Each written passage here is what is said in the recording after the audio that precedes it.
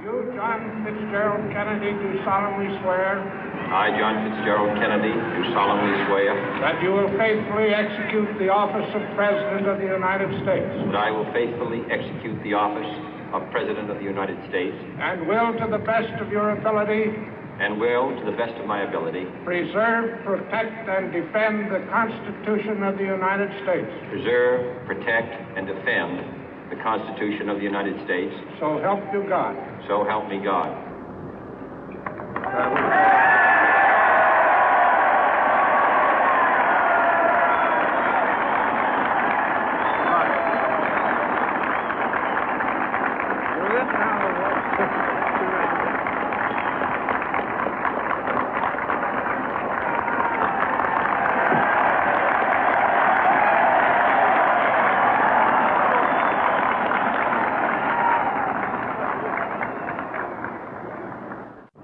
Vice President Johnson, Mr. Speaker, Mr. Chief Justice, President Eisenhower, Vice President Nixon, President Truman, Reverend clergy, fellow citizens.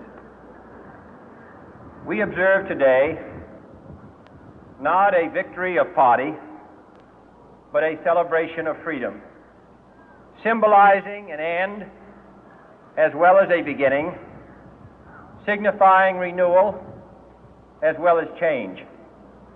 For I have sworn before you and Almighty God the same solemn oath our forebears prescribed nearly a century and 3/4 ago.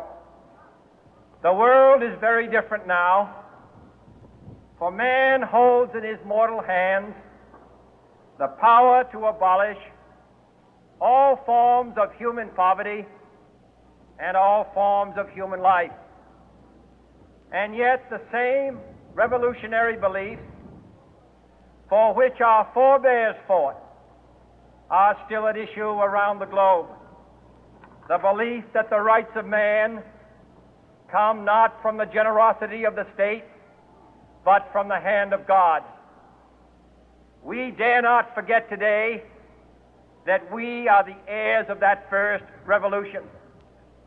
Let the word go forth from this time and place to friend and foe alike that the torch has been passed to a new generation of Americans born in this century, tempered by war, disciplined by a hard and bitter peace, proud of our ancient heritage, and unwilling to witness or permit the slow undoing of those human rights to which this nation has always been committed and to which we are committed today at home and around the world.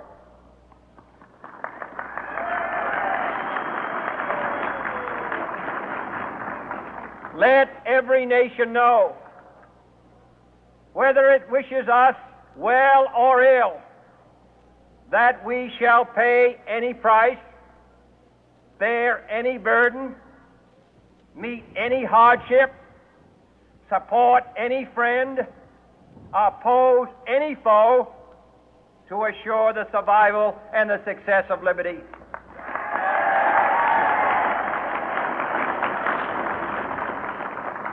This much we pledge and more.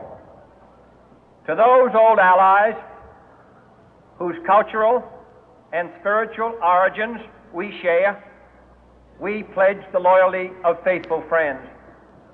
United, there is little we cannot do in a host of cooperative ventures. Divided, there is little we can do, for we dare not meet a powerful challenge at odds and split asunder. To those new states whom we welcome to the ranks of the free, we pledge our word that one form of colonial control shall not have passed away, merely to be replaced by a far more iron tyranny. We shall not always expect to find them supporting our view, but we shall always hope to find them strongly supporting their own freedom, and to remember that in the past, those who foolishly sought power by riding the back of the tiger ended up inside.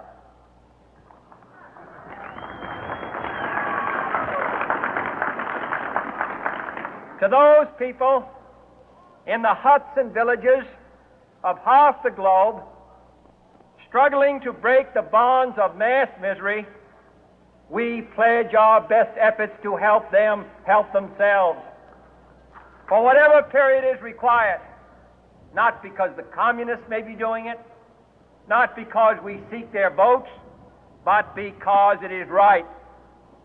If a free society cannot help the many who are poor, it cannot save the few who are rich.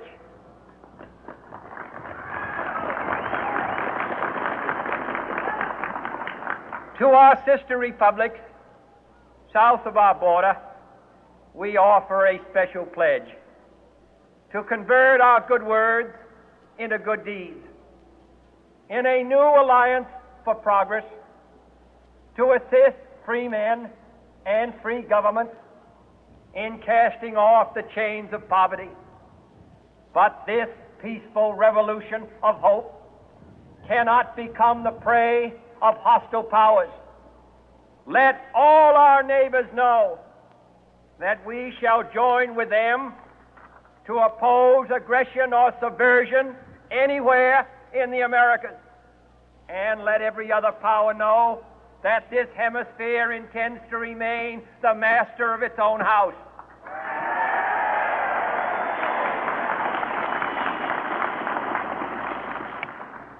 To that World Assembly of Sovereign States, the United Nations, our last best hope, in an age where the instruments of war have far outpaced the instruments of peace, we renew our pledge of support to prevent it from becoming merely a forum for invective, to strengthen its shield of the new and the weak, and to enlarge the area in which its writ may run.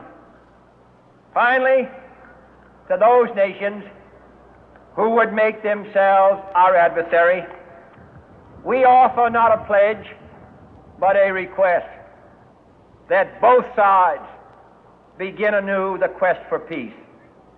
Before the dark powers of destruction, unleashed by science, engulf all humanity in planned or accidental self-destruction, we dare not tempt them with weakness, for only when our arms are sufficient beyond doubt can we be certain beyond doubt that they will